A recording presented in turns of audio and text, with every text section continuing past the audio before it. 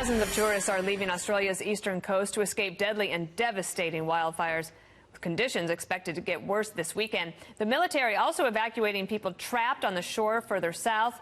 Benjamin Hall is following this from our London bureau. He has an update for us. Benjamin, this has been heartbreaking to watch, and they've got a big situation on their hands.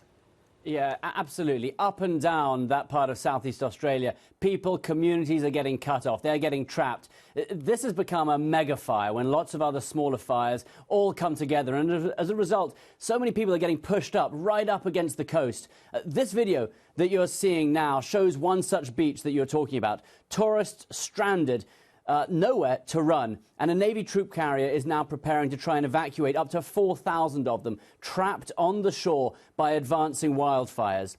12 million acres, that's an area twice the size of Connecticut, have burned. At least 17 people have been killed, and these are now the worst fires on record. They've been caused by extreme heat waves and droughts, and tens of thousands of people are now leaving their homes after a forced evacuation. Dana? And Benjamin, what happened with the Australian Prime Minister and how he's handling all of this?